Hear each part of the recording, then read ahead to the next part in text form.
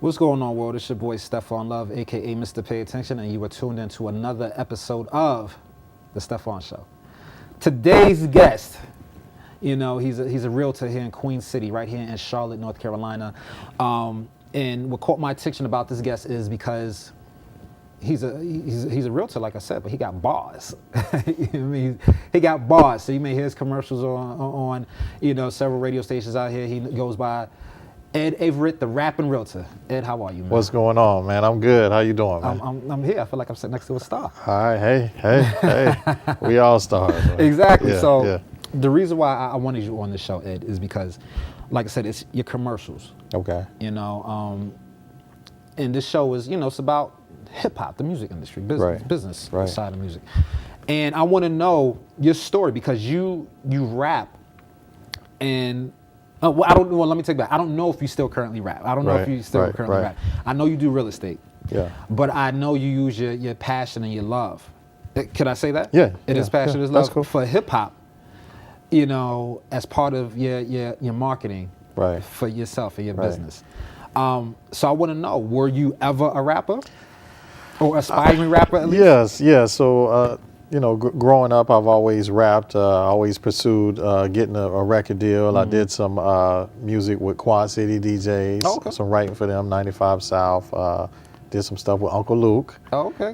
So some nationally recorded stuff. I actually got a couple of record deals before. Really? So once you have that bug, it just never leaves you. Who were you signed to?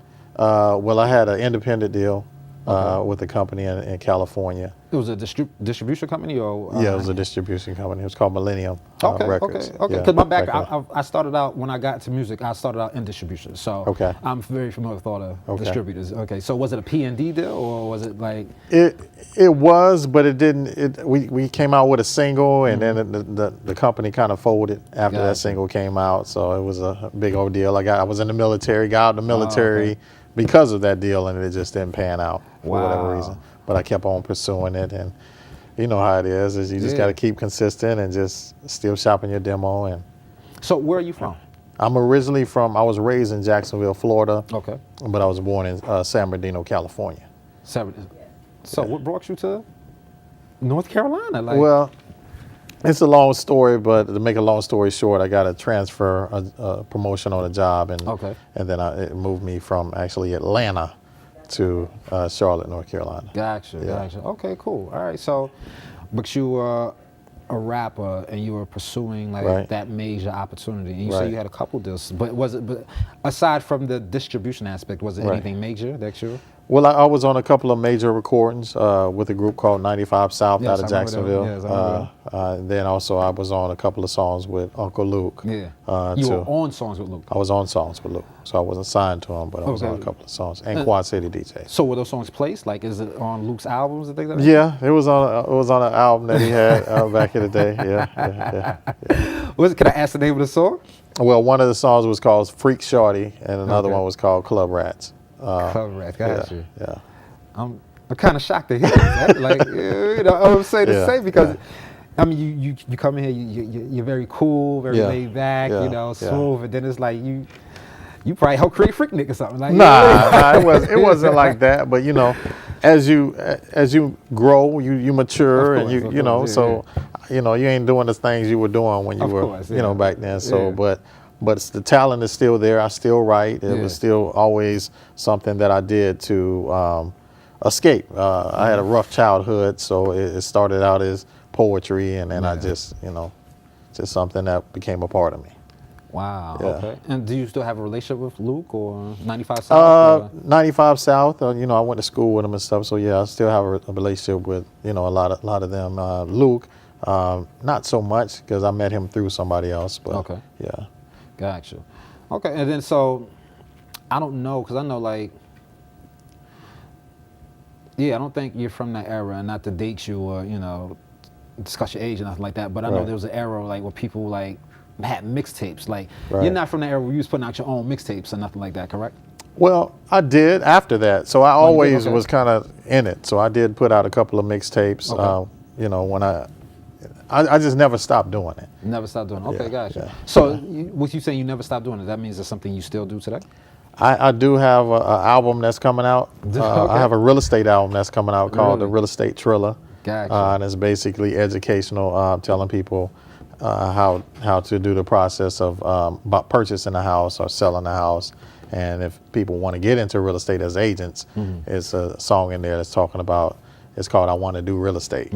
It's talking about how you get into real estate. And then I have another album called Project Foster that I'm doing too. So how'd you go from rapping to real estate? Well, while you're rapping, you always hear about starving artists and all that kind of stuff. Yes. As you can see, I like to eat, so I ain't trying to starve. So, I was actually doing another job selling security. Okay. And as I was selling security, I came across a couple of real estate agents when I was in Atlanta, and I was just intrigued by the whole real estate industry.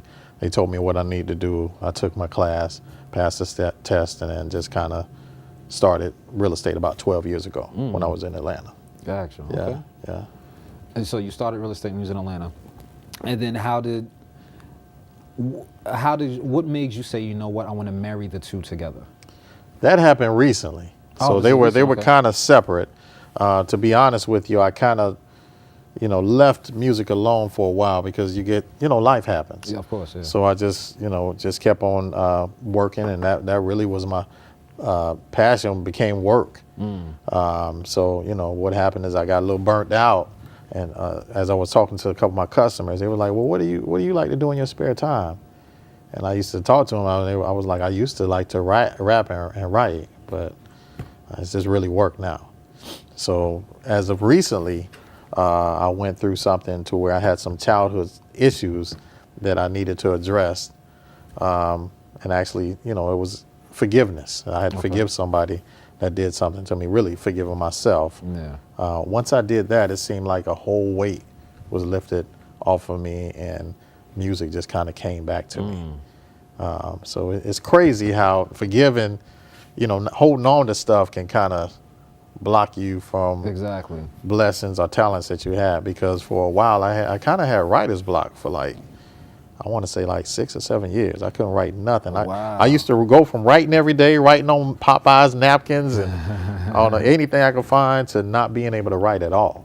Really? And then all of a sudden, after I had this revelation, and I was able to forgive a family member for something, and like I said, forgive myself for holding on to that.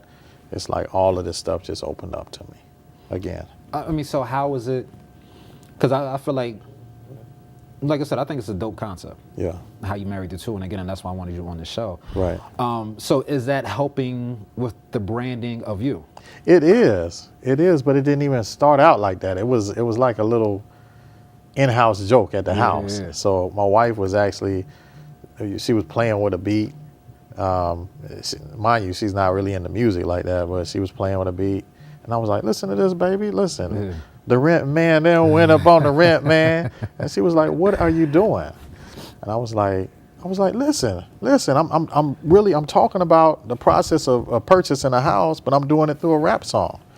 And she was like, all right, come on now. You're doing real good in real estate. You have a team. You're going to mess up, by putting yourself out there. What are you now, the Rapping Realtor or something? And I was like, yeah, that's exactly who I am. Oh, so wifey came up with the name. Yeah. So she was, making fun of me. I know. Yeah, Cool. Yeah. Nah, that's what's up. Yeah. So now you're the Rapping Realtor. You said this recently just happened. So how recent? Recent, I would say maybe August of 2018. So it hasn't even been a whole year. No. Oh, so that's very recent. Yeah. Gotcha. Yeah. Okay, yeah, because like I said, I'm from New York, so I moved out here in July. Okay. So I mean, you started a month later. As soon as I turned on the radio, of course, with me being new out here, that's what I hear. It's like, wow, they got a Rapping Realtor out here. This is different. You know what I mean? So, but you just started that. So now with you, how do your customers, your clients feel about this? They've been embracing it. So basically, I was torn at first too, because my wife put that bug in my ear about maybe that would taint my brand or so I was a little iffy about it at first, to be honest. But then I just thought about it. I was like, it just shows people that I'm just like them. Yeah. Just because you listen to hip hop doesn't mean that you're ignorant or stupid or dumb. Exactly, you know what I'm saying? Yes. But that's the stereotype. Yes. So that's a part of me. I love hip hop. I grew up on it. You know, it's you know, some of the songs have got me through some hard times. Yeah. You know what I'm saying? So why not embrace it? But, you know, most of the people have accepted it. Yes. And they love it because they, you know, it makes them see that I'm just like them. You know, I am the people's champ. That's what's up. Yeah. So now, were you doing commercials before you started doing these Rapping Realtor commercials? Were you doing regular, like, on-air commercials that were just... No. Okay, so you just... I mean, like I said, I think it's dope because you're leveraging that radio platform to still spit bars and put a song in the air. Right. If you think about it. Yeah. And so, I mean, your clients, like, once you, like, they close on the home or whatever, are they like, can you take a picture with us? Can you perform at our housewarming or something? Yeah. Well, sometimes, you know, sometimes I have my Rapping Realtor shirts that I give to the kids and stuff like that. But they see that, you know, I'm the Rapping Realtor, but they see I have a level of professionalism too. Yes, yeah. So I wanted to make sure that was consistent, and I wasn't like, yo, you ready to buy a house? You know what I'm saying? Like every rapper is not like that. Look at Jay-Z. Exactly. Look at the different, you know, greats, you know. Yes. So, but I do perform at some of the homebuyer seminars. Okay. So I performed at my last homebuyer seminar. It was on the song called "The Process." I'm gonna get a house, and it turned out amazing. People loved it. So do you have these songs like available like on like iTunes or like on these platforms where you perform at these seminars and they actually like it and they want to like, if not purchase it, but want to stream it like on like Tidal or any of those things? I mean, do you have these songs? Yeah, so it's going to be on all of the outlets probably within the next month. Okay. It's going to be under the Real Estate Triller. Okay. That's going to be the name of the song. It's just 3 songs that are geared toward the real estate market. Gotcha. That's cool. So now how does your wife feel about it? She loves it. She heard it on the radio for the first time when she was with me, and she was like, oh my God. She said she was having a mammogram. Yeah. And then she was actually putting her breast in the machine, and the nurse was like, your last name seems familiar. Do you happen to be kin to the Rapping Realtor? She was like, yeah. Yeah, but can you go ahead and finish this? You know, so yeah, so it's good. I like that, but I like the fact that I'm actually, you know, giving some substance. Yes. And giving people something I'm giving hope. Yes. Because some people don't even feel like they need to get a house or they don't think they can get a house.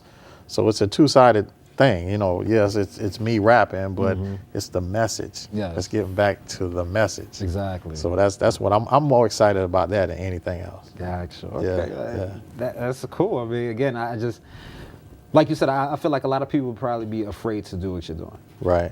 You know, because like you said, because of the stigma of hip hop, and because we live in a world where everything is quote unquote has to be a certain level of professionalism, and you know, but you got a song where you have a business, but you're rapping like to you know to brand and promote your business, but it's also promoting you as well. Right. You know, and I was like I said, when I heard it, I thought it was funny, but I like, yo, this is actually cool though. Like, you know what I mean? Because it is different. Right. Because it is like I said, a lot of people wouldn't take that step. You know what I mean? They wouldn't do that. You know what I mean? It was risky because I was already successful in the real estate realm without that. So, you know, the question that my wife posed to me was, do you really want to risk your clientele or somebody thinking you're too ghetto, you know, with this stuff, or just keep on doing what you're doing? And I was like, you don't, you know, not no diss against her, but it's just hip hop is in you. Yeah. You know, and it's not bad. You know, it's like, it's just sometimes the messages may not be what we need to hear, but you know, it's all about freedom of expression. Yes. You know, so it's up to us. You know, it's almost like cooking food. It's up to you what type of ingredients you put into that food. So I'm making a conscious effort to put something different in the food that I'm preparing. Now, but does it only reach a certain like client base? Like, do you only have like hip hop heads as like clients, or? Right. Like, well, I'll work with everybody, but that's who. I mean, I'm getting a mixture of people, but whoever feels me, that's who's feeling me. Yeah, of course. So what I came across is whoever wasn't gonna work with me, they wasn't gonna work with me no way. Exactly. Yeah. Whether I did the song or I didn't do the song. So, you know, sometimes you gotta, because I worked in corporate America where I felt, you know, I was in a management position. I was making decent money. but it's like I got lost in the sauce. I didn't even know who I was anymore. You know, because you're just so, you know, you got to talk a certain way.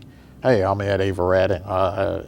You know, and we all have to do that to kind of, you know, we want to be professional, but you could still be professional being yourself. So yes, and that's what I said with the guest I just had here. Like, we were talking about that because he was talking about how Russell Simmons kind of paved the way of being able to have corporate meetings while you're in your sneakers and I said I agree, because with me working, like I said, I worked for CBS and I came from the corporate office, and it was like I was a guy that was showing up to work in jeans and Timbs, sweats, but I knew my shit. So it was like, you know what I mean? So it was like, I'm not gonna change me, because me being me is how I landed this position. Me being me is what's also taking these stations to the next level. Y'all have a huge success rate because it's me being me. Right. You know what I mean? I don't know what other way to do it. Right. You know what I'm saying? I gotta be me. Like, you know what I mean? And like you said, I mean, hip hop doesn't have like, this doesn't have a look, and there's no like, it doesn't demean you. Doesn't mean you're not intelligent because you're a fan of hip hop or that's the culture or anything of that nature, you know. And so that's what, again, that's why I felt like you took a risk doing what you did, but I feel like it's working for you. Yeah. You know. Now with these commercials that these commercials that I hear, are they only on like the urban radio stations, or do you also put it on like? Well, for right now, it's on the urban stations. Okay. But I'm eventually going to branch out. But to be honest, I think that our people, you know, are underserved. You know, so I'm trying to get the message out there the best way I can. I'm running a campaign, man. Yeah. That's what I'm doing. Got you. So what about like aside from radio? Are you gonna do like any like out of home advertising as well too? Like, yeah, so I plan on doing some, you know, maybe different shows and different seminars around the city, and you know, I'm licensed in 4 states, so I can service North Carolina, South Carolina, Georgia, and Florida. So I plan on doing different home buyer seminars with that, with this different niche, with me performing as well at them. And do you have a seminar or something coming up here in Charlotte, correct? Well, we just had one. Okay, I just had it. The Level Up one. Yes. That's the one where I performed. Okay, we had a live band there. It was great. So a lot of people were receptive to it because it's a little different from just having a classroom environment. I do those too, but it's just kind of, you know, I want people to feel like they're doing business with a friend. Exactly. Yeah. Yes, definitely. And do you make a lot of friends out of doing this as well? Yes. Yeah. Everybody. I mean, I have a lot of friends. Yeah. So. Okay, cool. And you said you're in 4 markets. Yes. And So, can you name those markets? yes. North Carolina was 4 states. North Carolina, all of North Carolina, South Carolina, Georgia, especially the Atlanta area, and then Florida. And Florida. Yeah. So you be traveling. I do. So I have teams in those states as well. Oh, you do got teams in those states. Okay, got you. So what is the name of your real estate company? So the name of my real estate company is the Ava Home Group. Ava Home Group. Okay, got you. Powered by Fathom Realty. Okay, gotcha. Yeah. Okay, so but Ava Home Group powered by Fathom. Right. Gotcha. Okay, cool. Yeah. And so does your whole team, do they all rap too? Is there groups in there? No, they don't. But a lot of my members on my team, my agents, are from New York, though. Are they? The ones that are here in North Carolina. Gotcha. Yeah. Okay, cool. Yeah, And they they're from New York and they don't rap? Like, they don't rap, but they probably can rap. Because I feel like even growing up as kids, like your parents would teach you how to rap living in New York. Like, you know, my homeboys, like my mom taught me how to rap. Like that's what it is. So you said they from New York. I'm pretty sure they might want to, you know, battle you or something. Right. They might. Yeah, no, that's what's up. I mean, so what's next? Is there anything next? Like you're rapping, you're doing the real estate, you're gonna release and I guess would it be called an EP or something? Yeah, real estate EP called the Real Estate Triller. So that should be coming out probably within the next month. Okay. Then I have another album that I'm releasing called Project Foster. Okay. That was inspired by a web series that I'm doing called Welcome Home. Okay. And I had a forgiveness episode on there, and that kind of inspired me to write some songs. So it's going to have some songs, and it's called Project Foster because I was in foster care from age 12 until when I graduated from high school. Really? Yeah. Oh, and that's what this web series is about? Or what's the web series? Well, the web series is about you know, just me in the real estate realm, and you know, me helping people get into houses and in the different markets, and just showing the different ups and downs of it. Actually, it started with me showing myself as an example of why you should get a house. So I used my story because I was reluctant toward getting a house. I was like everybody else. I didn't want to become a homeowner. I was cool with an apartment and a job. And then my Why wife. is that though? I figured that was my house to me. I didn't know anything about equity. I didn't know anything about the tax breaks. I was just good as long as I had a job at Blue Cross, because where I was at, if you had a job at Blue Cross, you made it. Yeah. I lived across the bridge. So if you lived across the bridge, you made it, and you had your own apartment. So I didn't want anything else. So then what made you want a house? My wife pushed me. She pushed me, and at first I took it as her wanting to keep up with the Joneses and be like, other people at work and not satisfied with the marriage. Yeah. So I took offense to it. But then after I listened and, she was like, don't you want a yard and stuff for the kids and stuff to play in? I was like, you know what? Since you want this house so much, you fill out the application. And when you get denied, it's on you. I don't want nothing to do with it. Yeah. And she filled out the application and she was like, baby, guess what? They approved us. And I was like, what? And I still didn't believe it. I was like, okay. All right, so we approved now. So what's next? They want us to pay like $50,000 or something. We ain't got it. So, but it wasn't that hard at all. Yeah. We were able to get, I think, a Florida bond to help out with down payment assistance. Okay. So. Okay, so your wife, she created the name, the Rapping Realtor. Y'all in the house now because, it says a lot about your wife. Yeah. That's what's up, man. So, were you into real estate? So you weren't doing real estate before you got your first house? No. I was working 2 jobs. I was working at Blue Cross and ADT, and going to the studio at night pursuing the rap thing. Yeah. Gotcha. So when you got your house, was it you getting the home is what made you say, you know what, I want to get into real estate? Like, it was. I think it was after maybe the second. Well, probably after I sold my house. So I sold my first house. We lived in Denver, Colorado at the time. As you can see, we travel a lot. Yeah. And we timed it right to where we made like $80,000. So I was like, I didn't do nothing special to that house. All I did was pay my mortgage. Sometimes it was on time, sometimes it wasn't. You know how it is. But I did nothing special to it and made $80,000. I was just intrigued by that. So that's when the light bulb went off, like, maybe I need to get into real estate. Gotcha, okay. And that's when I saw the power of it. Other than, before that, it was like I had a house, okay, whatever. You don't own it unless you pay it off. That was what I was thinking. But when I sold it and I got that $80,000, I was like, yeah. But with you getting into real estate, well, not even real estate, with a homeowner, and maybe I guess real estate as well. So forgive me because I'm not from the real estate world. That's okay. There are a lot of risks with that, right? Especially when the economy is up or down. Like, I mean, how does that work? Well, there's risk. For the most part, yeah, you can. If the economy goes down, then you can, lose some money. But it's just like anything else, it's just sticking with it. Yeah. And it's always going to be better to own than rent, because if you rent, there's no chance of you having any equity or tax write-offs. So, sorry to cut you off. Now I'm glad you're saying that, because I am the old you. Right. I have an apartment or condo, whatever, that I love, but I don't want to be a homeowner. Because I just feel like, whatever, like, what, I'm cool with my little crib. Right. Right. But then the thing is, I don't know like the lingo. So Gotcha. Things like equity and things of nature. So it's the lack of education as to probably why I don't want to get a home. Right. And is it fair to say you were the same way? Because you were saying you. I was. I didn't know any real estate agents growing up. I tell people all the time when I grew up and they ask you what you wanted to be when you grow up, it wasn't a real estate agent. Yeah. You know what I mean? So it's something that I kind of fell into. I'm glad I'm in it. Yeah. But yeah, we're not educated.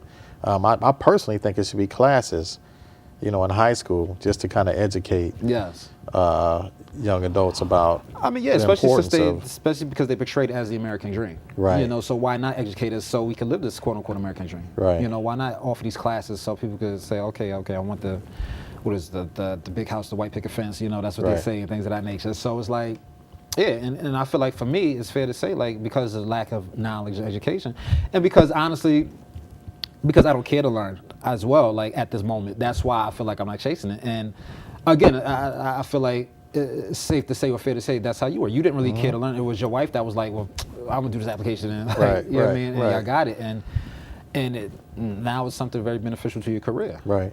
Yeah, and I've had blessed enough to have 5 houses since then.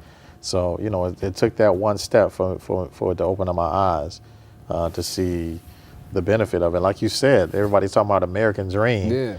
Why is it? Nobody talks about the why.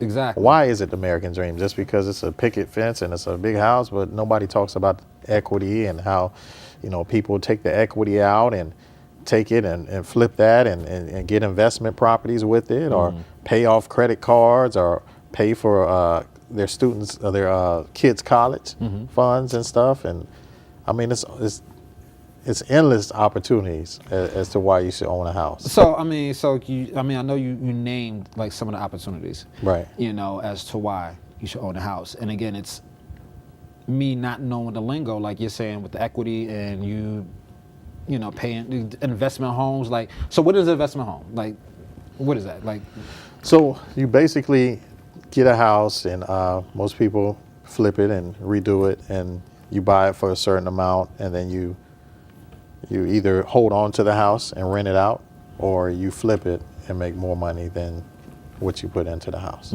So that's just, you know, another way for you to earn income. So even if you, like yourself, you said, you know, I'm not even thinking about buying a house just for me to live in. You can get an investment property and make money off that, and that can be another source of income for you. You know, okay. And I feel like that's like a big thing out here. It is. Because I feel like everybody that I've met, even my uncle that lives out here, he does that. You know, he has a house out here, but he has like tons of investment properties or homes, you know, that he's, you know, and he's trying to get me in on it. And I'm just like, I guess I just need to really take the time to learn and hear him out, sit down with him, you know. But it's like I feel like majority of people I meet out here, that's what they're into, you know. So I'm like, that's the new retirement plan. So people are starting to wisen up and smarten up, and it's not just IRAs and 401ks. They're starting to get a whole bunch of properties, either flipping them or holding on to them, even getting duplexes or you know, quadruplexes, and staying in one part of them and renting out the other ones. So they're starting to get hip to what's going on. So with a lot of people doing it, you don't feel like it's like this market is oversaturated with that? No, because people always need a place to stay. Yeah, you don't think there's enough places like apartments or things like that to stay in? No, really. I mean, there's many people there's a lot of people that are moving here. Yes. You know? They say it's 40 people per day move to Charlotte? Like, and the house prices are going up, so it's pushing people out. And it's kind of almost forcing people to have to rent. So, you know, if it keeps going up, people won't even afford to be able to buy pretty soon if it keeps going up the way it is. Now, why is it going up? Because of the amount of people Because of the moving in? demand. Yeah, it's about supply and demand. So demand is high because the supply is low. So there's not a lot of houses that are on the market out there. That's why these builders are going crazy. So. Gotcha. And then I heard you say on one of your commercials, like, what's the lowest your credit score could be to? You can get in a house with a 580 credit score. A 580. 580. Ain't that poor? No, not really. I mean, you know, but you might not be able to get in a down payment assistance programs, but you'll be able to get, you know, you got to have your own down payment if you go down that low. But yeah, I mean, I know some lenders that can do it with a 550, but you have to have a lot of money down. Yeah. Probably like 10% down. And 10% is like typically the norm, right? Like, the norm is like 3.5%. Is it? With an FHA conventional loan. Really? Yeah. So see how you're talking now? That's how most people they don't. That's what I'm saying. It's a lack of education. Like, you know what I mean? And that's why I'm asking these questions. Like, cause, I didn't know. I'm like, after and the show. it's no diss on you, but that's just what everybody's thinking. No, of course. I didn't look at it as a diss. Like, that's just the reality of it. Like, we don't know. Like, you know what I mean? There's tons of me's out here that just don't know. Like, you know, we don't. So, again. And that's what I love doing. You know, I love just, you know, educating people and just telling them, you know, because if you think something's not attainable, you're not gonna shoot for it. Exactly. You know. Damn, 3%. I don't know. After the show, I might have to sit down with you and get a house. Hey, there you go. There you go. That's what's up, man. So, but we didn't get to like what I was asking originally. I know what's next. I know like we talked about the EP. Right. Do you have any other like dreams, aspirations that you want to do next? Like yeah. So I do. I want to do a nonprofit for foster kids. I want to call it Project Foster or something that's pertaining to foster care. I want to give them help with their clothes and different school supplies. I want to do some stuff with that. I want to be an advocate for those foster kids because a lot of these kids, they just need help. Yeah. A lot of people are broken, and I want to speak to schools or speak to kids and just in general and just kind of give people hope because I was that child that didn't have hope, and I'm doing pretty well now, and I just feel like I'm not doing well to not do anything with it. Yeah. So I just feel like the hot thing now, everybody's talking about Nipsey Hussle, right? Yeah. Everybody's talking about Jay-Z and how he does a lot of good stuff without even being told, or people don't know that he's doing. So my thing is, you can be the Nipsey in your own community. Whether it's your immediate family, whether it's in your community, you can be the Jay-Z within. You don't have to have the money that they had to make an impact. And that's what I want to do. It's about making a difference to me. It's not about the money and all that. Of course, the money is a vehicle to get you to where you need to be. Of course. But I just want to make a difference in the community. Now, with you growing up in foster care, was it, because you said you didn't have hope back then. So what gave you your hope? Well, I had a lot of people in my ear. My mom was still talking to me and stuff, even though I was in foster care. I just had a lot of positive influences around me. I had some negative ones too. Of course. But yeah, I mean, it was hard. Because I left at 10 years old. Yeah. Yeah. And is it safe to ask, like, was that a traumatic experience being in foster care, or? It was. Some foster parents were in it for the love of the kids. Some of them treated it like a hustle. Exactly, yeah. So it was a quick, $500, $400 per child, and they would let you know as much too. Your foster, they're not paying me enough. They ain't paying me enough for me to deal with this with you. Yes. And that's the thing too. You felt like a flip. I felt like a flipped house. Yeah, but honestly, you feel me? but I learned that because, I used to manage artists early in my career, and it was a girl, 16-year-old girl. She called me, and she said, "I heard you manage artists. I sing. Can we meet?" And I met her, at a mall. And she sang. She had the look. She could sing, but she was living in foster care. And that's when I learned, because I didn't. We hear about it, but if you're not in it, you really don't know. Like I said, like education type thing. And she was bouncing around from home to home, and that's what she was telling me too. I was learning when I was meeting these, the foster parents, they were in it for the money. Yeah. And it was just like. And then when I found out how much they made, like you said, per child, I was like, damn, you know what I mean? So I felt bad for her. And because I was living in Baltimore for a little bit. So she was in a foster care in Baltimore. And I don't know if you've ever been to Baltimore. Baltimore. Yeah, ain't no punk. Baltimore's rough, you know what I mean? And she's from one of the worst parts of Baltimore. She's from Park Heights, which is very bad. And so she was in this foster care system, and I was seeing how she was treated.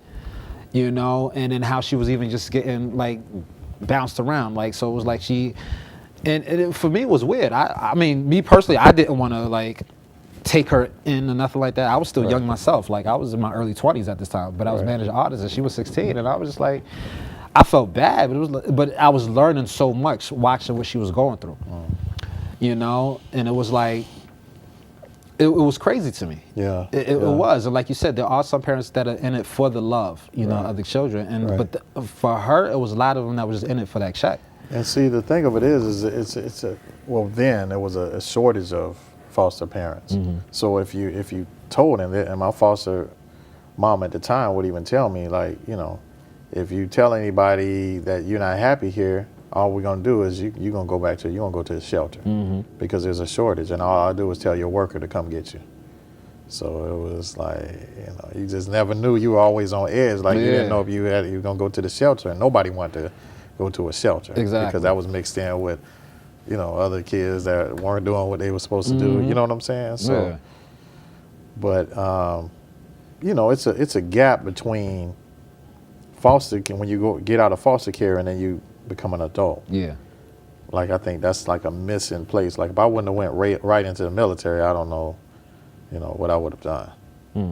So do you think the military kind of helped, like, shape and mold you as well? I think it did. Yeah. For the time being, it did. It got me away from a lot of negative stuff that was going on around there. A lot of my friends were getting into stuff they ain't had no business getting into, and I probably would have followed suit eventually. What division of military you was in? What, the Army? You was in Yeah. the Army? Okay, cool. And how long were you in the Army? I was in the Army 4 years. And you said you quit because you had this deal. I got a record deal, so I got out on it was an honorable discharge, I was about to ask, but almost quit, like almost like you was to win the lottery or something like that. So I got out because of that deal. I had to show them my contract. I was proud. I got a record deal, me and my partners that I was actually stationed with. We actually played our song in LA on a Hit It or Miss It. And then somebody, record exec, heard it and wanted to sign us right away. And I was so happy. And then I got out, and then the label went under. You know, so I didn't get my advance or nothing. So I was out of the military, no job, you know, nothing. I couldn't even get unemployment. I mean, yeah, so, yeah, I mean, and I don't mean to laugh, I mean, it's unfortunate, but with you getting an honorable discharge, right? You can't just go back? I could have went back. I probably could have went back. I think it was a time frame. I couldn't go right back. Gotcha. But yeah, I don't know. I was at a low place there. Yeah. And you were still in Cali at this time? Oh, at that time I had moved back home to Jacksonville, Florida. Jacksonville, okay, gotcha. Yeah. So you had the deal while you were in Jacksonville? Yeah. So I got out of the military. I was actually stationed in Hawaii. When I was stationed in Hawaii, I went back home to Jacksonville because we were supposed to start working on the album, and then I got a call, you know, from one of the members because he was in LA recording, and he was like, "Hey, I think the company is going under, and our deal is no more." So he called you. The label didn't call and say, "Listen." Nah, he called me, and then I called the guy from the label, and he was like, "Yeah," he was like real cocky. "Yeah, it didn't work out. I mean, sorry for you." You know, and I'm like, "Sorry for you. You know, I got my babies here, and I ain't got no job, and I got out of the military for y'all, and you just like, oh well, sorry." So that was my first taste of how the record industry could be. You know, so you could be up one day and down the next. Exactly. But I still love this crazy music industry, so I still was pursuing it after that. So I mean, were there any labels that you wanted to be signed to? Like, was it like an ideal label, like, yo, I want to be part of Interscope or Bad Boy? I definitely wanted to be a part of Interscope and Bad Boy. Of course, Death Row at the time, but not now, because I probably, you know, but there was a lot of different labels, a lot of artists. But that was. And you never went to, like, say, New York to try to pursue it, or? I went to Atlanta, so I got a couple of, you know, I always got real close. I was always real close, but I think that I was a little too dependent on other people. So that would be my advice. Now we have the internet where you can just you can come out with your own album, put it out yourself on all the outlets. You know what I'm saying? So it's different now, but then you had to rely on somebody. You had to pay your dues. You had to carry people's bags. You know what I'm saying? The stuff that Pac used to have. Exactly what I was going to say. I was going to say Pac used to do that. That's real. And you do all that, and you still might not get on. Exactly. I had one producer. He was like, "Okay, yeah, you good at writing and rapping. I want you to write for a song for me." And I was like, "All right, cool. But I want you to write for my brother and my cousin too. They trying to pursue it too." And the brother and the cousin couldn't even rap, so I had to teach them how to rap and write it and all that stuff. But it was an exercise to see how bad I wanted it. And I was able to do it and record it. I taught them how to do the song, and you know, it's just that type of thing. But that same mentality is what helps to drive me now with business. Of course. You know, because I'm very persistent when I'm negotiating deals for my clients. I'm not taking no for an answer. You know, I'm on the phone all the time, and you know, so it's just something that builds up. I think life is just a puzzle, and every day we kind of put it all together. Exactly. You know, so the songs, with the song that you wrote, did it get placed? Which one for? Well, one for the guy and you said his brothers, correct? Yes, no, it didn't get placed because he had his own independent. Oh, it was label. okay. Got you. So that one didn't get placed, but I did write some songs that did get placed with RCA. Okay. RCA. Can I ask for songs? It was one called Tight Work remix, Tight Work 3000. So that was on that was Loud RCA. By who? 95 South. Oh, that was 95 South song. Okay, gotcha. Okay. 95 South. I'm trying to think. Forgive me. Like This song, Whoop, there it is. Oh, that's exactly what I thought. Okay, gotcha. Okay, that's what I thought. Whoop, there it is. Okay. It's a different type. I love party music. I love all kind of music, man. Yeah. So I write it all, but it's just a part of me, man. Like you see other guys like that are in rock and roll and all that kind of stuff, are playing bands. They still do it. Yeah. And it's the same thing. So if someone went to book you for a show, would you take the booking? Yeah, I'll take a booking. Because I'm gonna tell you something funny. Before I started doing this show, I have my own marketing company. Okay. And we, I created the company when I left the radio station. I created my own marketing company since that's my background. And my company was one of the sponsors for All Star here in Charlotte. So I put money up so I could, just for the branding aspect of it, be a part of All Star. And then I even sold sponsorship into a couple of All Star parties here. Okay. And with me selling sponsorship, there was a couple of shows like, so Jazzo, are you familiar with Jazzo? Yeah, he's a good friend of mine. I had him come out here for All Star. And I actually wanted to book you. Okay. Like real talk. I was like, yeah, I should but it was the risk aspect. Like, I mean, because I'm still new to this market. Gotcha. I don't know nobody. So it's like, if I book him, like, will people take it serious? Like, will it? Right. I don't even know how big his buzz is out here, his following. Like, I know he does real estate, and I know he got the commercials on the radio. Right. But I think it would be interesting to have the man here. Yeah. You know what I mean? Yeah. And so real talk, I really wanted to book you. I was like, I should get the Rapping Realtor. Like, Yeah. but I was like, I don't know if I want to take So that just shows me, I mean, I just got my work, I still got work to do. You know what I mean? So, but yeah, I am interested in, doing shows and stuff like that. But like I said, the message is different now. Of course. So that's what I love about it. So, is the message all about real estate? No, well, on that real estate album it is, but on the other one, it's some hip hop on it. On Project Foster, some hip hop. It's a song I got on there called Best Friend. It's a song I got on there called I Miss Hip Hop. It's called Miss Hip Hop. I have one called Take Me Back. So I got one that's a little political. That's on there that's talking about things that are going on now. Yeah. It's called Dumb. So I got some stuff. I got some heat. And so, I mean, can we say shows are potentially like? Yes, absolutely. I mean, because I know you say you perform at like your seminars and things of that nature. Now, have you thought about putting together your own shows? Will you open up for like a major artist or something like that? Yeah. I'm definitely doing that. It's just slowly kind of getting into that, but definitely want to do that. Yeah, I mean, because I feel like, again, I caught wind of it through radio. Okay. So you're reaching the audience, like, because I'm just pretty sure with me hearing it, of course, obviously other people are hearing it as well. Right. So you're definitely you're reaching people, Gotcha. So I definitely feel like that would be a dope look. Like if you did that, like if you say, you know what, let me do a show, even if it was something you married it into a seminar where you still book like say a major act or somebody that's from your like your demo, like your era, like you know what I mean, that would make sense for the audience. You know what I mean? Right. And you put it all a part of the seminar, so it's not only your seminars are probably an experience, but it could be an added experience to it as well, too. Right. Like, you know what I mean? So it's like, oh, we got Rakim here and the Rapping Realtor. Like, Right, you know what I mean? Like, just something different. You know what I mean? Like, you know, just throwing it out there. You know No. I think now, hip hop has matured. There's just so many different aspects of hip hop.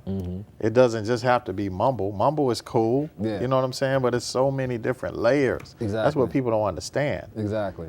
So that's what kind of kept me going, because sometimes you can get caught up into, well, maybe it ain't my time. Maybe it's, past my time. Nah. Yeah. As long as I can talk and I have a message and it's real, that's the thing. People like realness. They're attracted to realness. Exactly. They don't care now. You might care more about that than they actually care about it.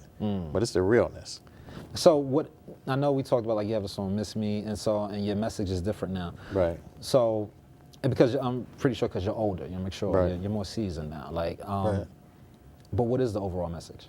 The overall message is do something with your life. Let's do something positive. Let's change the narrative. let's stop killing each other. Let's just, it's so many different ways to make money. Let's do something positive. Yeah. Because we can. Reality TV, that's cool, but I mean, we have so many different layers to us as a people. Yeah. We're not just throwing drinks on each other. We out here getting it. We're executives at jobs. We're business owners. Something that I like seeing is I'm seeing a rash of individuals of us starting our own business. Yeah. So even if you work somewhere, have you a business on the side. Exactly. That's my message. Definitely. Whoever's in office or whatever, yeah, you may not agree with it. I may not agree with it, but we still, at the end of the day, we still have to take care of our families regardless. Yes. You know what I'm saying? So, make it happen. Yes. Go out here and get it for real. Don't just talk about it. Patronize black businesses for real. Don't just say you're going to do it, do it. Exactly. No, and that's what I did. Like I said, when I quit my job at Intercom, they said, so what are you going to do? Yeah. So I'm going to start my own marketing company. Yeah. That was my exact words. Like, I'm going to start my own marketing company. Like, it was like, and they looked at me like I was bugging. And they looked at me like I was bugging because, again, it was very corporate. And honestly, it was, all white people, and so I was the only black person in the executive role, executive office. And again, I came from New York and I'm used to something different. And then when I say, I'm quitting, everybody that worked there, was saying, yo, I'm proud of you. I'm like, don't be proud of me. If you want more for yourself, you could do the same thing. Like, don't just sit there and say you're proud of me. Like, because a lot of people weren't happy there or aren't happy there. And it's like, I quit to start my marketing. Like, I'm bringing y'all like millions of dollars through my experience and my expertise. Like, I could do it for myself. That's what I'm saying. So that's how I felt too. I got laid off from my job like 2 years ago. I felt like it was coming. You know how you just feel it? Yeah.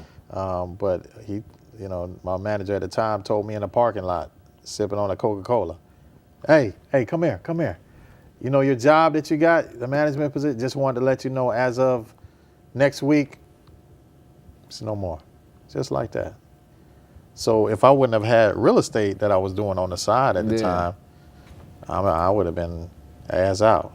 You know what I mean? So I just so happened to have real estate, and I had my pipeline kind of built a little bit.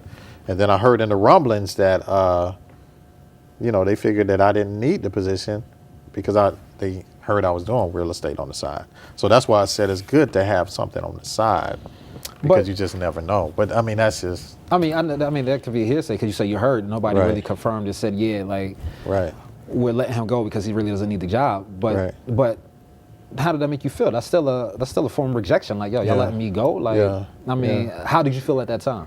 I felt bad, but I was thankful that I had, a backup plan, that I had something else. But I felt bad because that was a lot of money that was just automatically gonna be gone.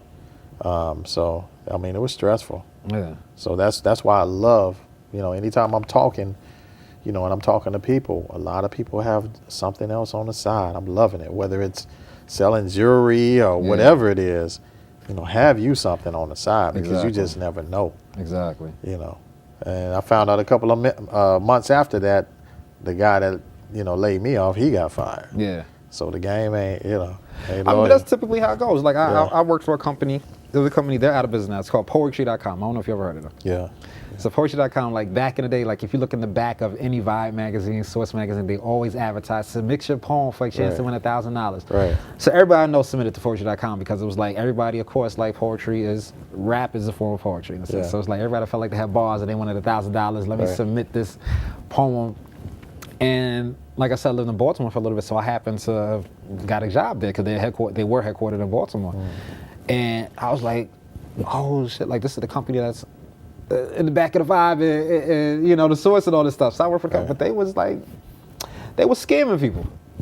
They was scamming people, and they actually went out of business. So they laid me off. They called me into the office to lay me off. It was me and another woman, and they laid us off. I was the business manager there, and they said, we're just downsizing, so we're letting people go. And I sat there quiet. I just sat there at the desk just like this. The woman that they brought in she was begging. She was like, well, I'll take a pay cut. I'll work part-time. And I saw her desperation, and I was like, they're letting us go. Like, right. let's take it for what it is. But then like 2 months later, the whole company just went to shit. Went out of business. Right. You know, so I was like, all right, so I mean, even if they kept me or if they kept her and with the pay cut, she still was gonna be out of a job anyway. Right. You know? And the good thing about it is like the radio, you was asking me how I got on radio. Mm-hmm. One of the guys that, how I got on the radio was one of the guys that used to work for me. I happened to work at the radio station, and he heard my song I was playing because he wanted to get into real estate, and he was like, you know, you should try to do a commercial. I was like, you know, I just didn't feel like it was a good look. Yeah. And then we tried it, and we had some success with it. That's what's up, man. Yeah. And so you advertise on all 3 of the urban stations here, or like? Just one for right now. Well, actually 2 of them. Okay, yeah. Because I thought I heard you on the block. Yeah, and yeah. 103 Streets. 103, yeah. That's what I thought. Okay, yeah. Okay, So. cool. All right, damn. Ed Averett, forgive me. Averett, the people's champ. Yeah, the people's Ava champ. Home, really. One time for the Ava Home group, yes, my team. Ava Home Group. So how can people find you? They can find me on social media. They can go on Ava Home Group, on Instagram, on Facebook, on One Rapping Realtor, on Instagram or Facebook. Gotcha. And when is this EP being released? It should be released in June, beginning of June. Beginning of June. Yes. Okay, so you have the EP. That's the one about the real estate, correct? Yeah, it's called the Real Triller. Real Triller. The Real Triller. Gotcha. Yeah. And then you have another one. It's called the artist is Project Foster, and it's called Take Me Back. You said the artist is Project Foster? Project Foster. That's a group. Oh, Yeah. okay, gotcha. So this isn't you. It's me rapping in there, but it's a group. It's a group. Yeah. Gotcha. Okay, and then you have the web series. And the web series, Welcome Home. Welcome Home. And a podcast too, wrapping it up with Ed the Rapping Realtor. Wrapping it up with Ed the Rapping Realtor. Okay. Yeah. And then Welcome Home is the website. That's already out. Yeah. It's already out. Okay, Yeah. and they can find that on YouTube. Where can On they YouTube. find it? Okay, gotcha. Yeah, So the they just search Welcome Home, or they search under Ava Home Group. Ava Home Group. Yeah. Gotcha. That's AVER. Yeah, AVER. Gotcha. That's why I want to spell it out, because I know when I first heard your commercials, I thought it was Ava. Oh, gotcha. AVA. Gotcha, So that's why I want to spell it out. So AVER. Okay. Yeah. Home Group.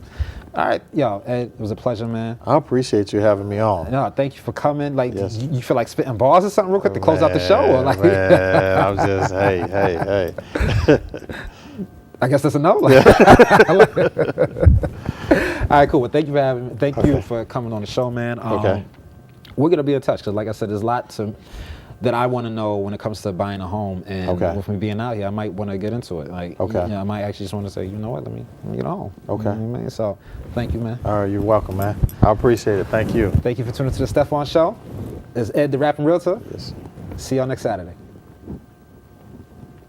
To the LO, he got me approved with conditions. Gotta pay off a couple of cards to listen. My mission was to get in the house. I didn't care to what extent that he was talking about. I found a realtor, and he hit me to the game. The market's hot right now. Highest and best is the name of the game. We really don't have time to be playing. If you see it and like it, put in an offer on that thing. Make sure you have the EM inspection and appraisal money.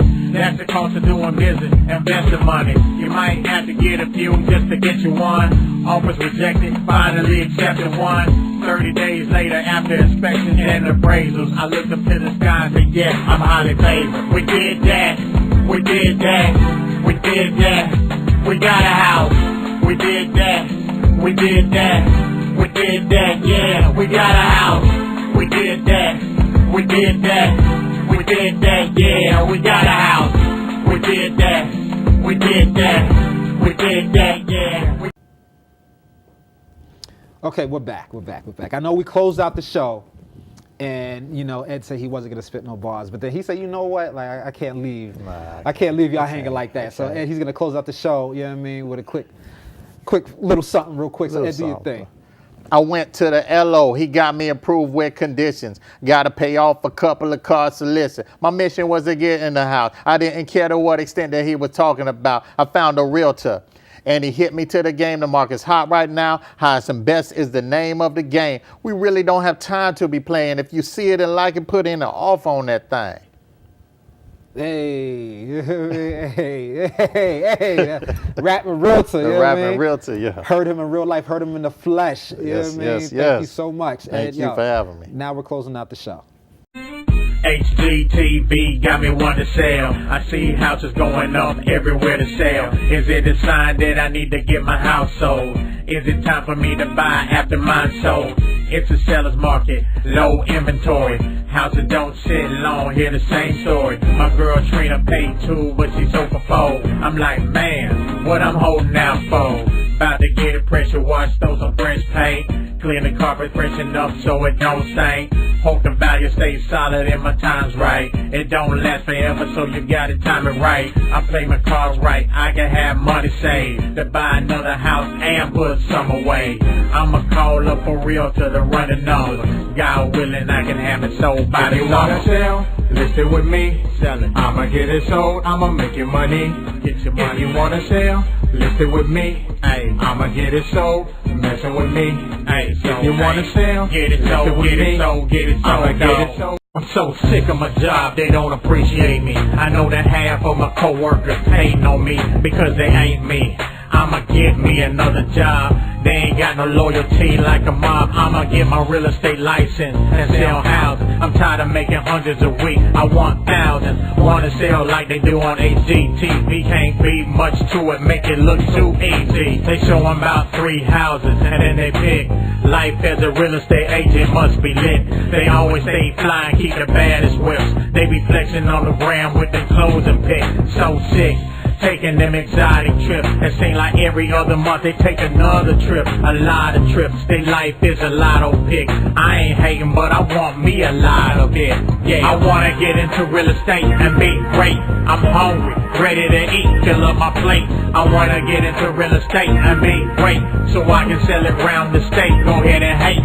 I wanna get into real estate and be great.